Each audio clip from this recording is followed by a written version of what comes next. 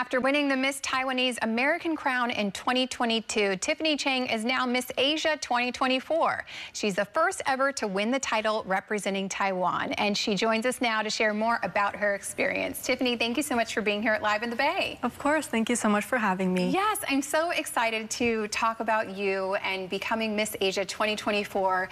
Let's start a little bit with your background. How did you first get into doing pageants?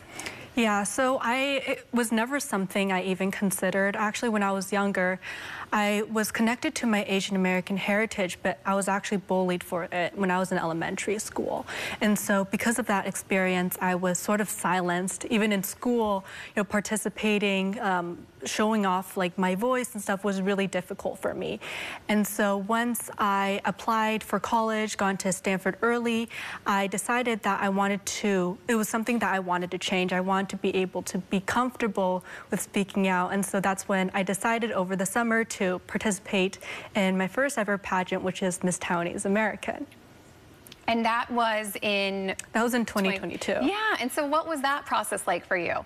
It was completely different from what I experienced. You hear a lot of the stereotypes that come with pageantry, like, oh, it's only about physical looks. It's not, the women that participate don't have any substance, but it's actually completely different from that, I realized. I went through sort of this journey of self-discovery where I even questioned, like, who am I? What does being Taiwanese American mean to me?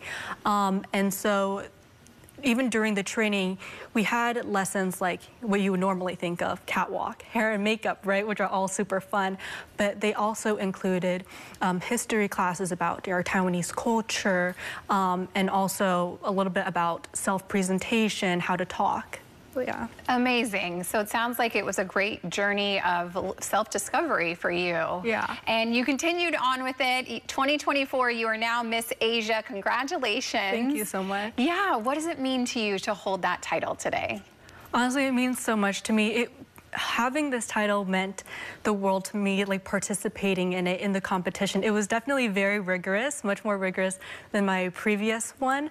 There were over 50 contestants participating, but now that I'm able to represent the whole Asian American community, it's like a full circle kind of moment because this journey started because of my Asian identity. Yeah, and you made some history with this win as well. Talk about that. Yeah, so I am the first ever Taiwanese to earn this title, and that just means so much because coming from a super Taiwanese family, and when I used to be silenced for being Asian American, it became one of my main goals to really promote not only my culture but also the whole Asian American community. And so to be able to sort of be a leader in the Taiwanese community and the Asian community in general is such an honor. Yeah, that's beautiful. Well, congratulations again on winning. It's just incredible.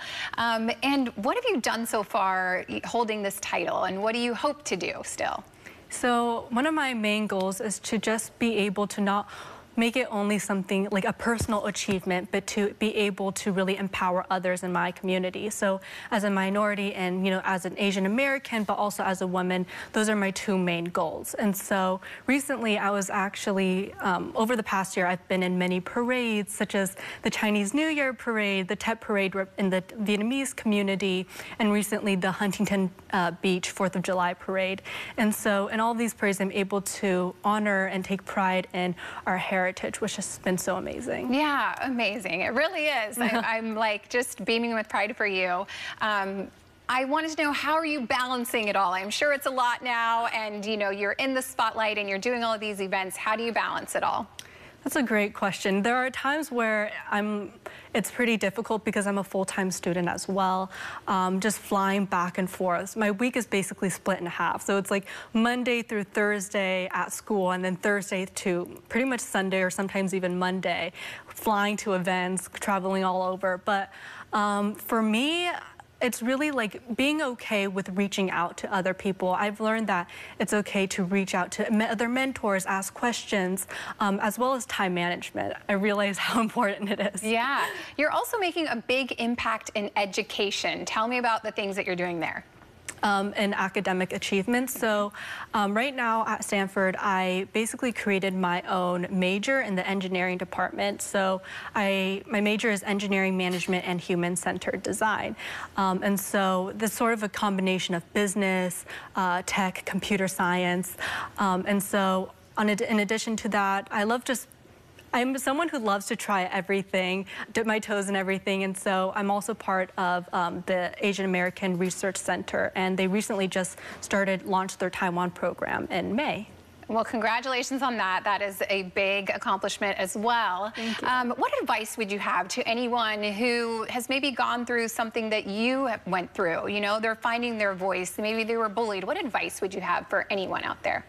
I would say to not be afraid to take risks. I mean, it's easier said than done, definitely, but for me, it's really been about stepping outside of my comfort zone, being okay to fail sometimes, because those are the times where you really learn through lessons, through failure, and become better. Yeah, well, Tiffany, thank you so much for joining us here and sharing a little bit about your journey. Congratulations once again on holding the title Miss Asia USA 2024. It's amazing. Thank you so much. Yeah.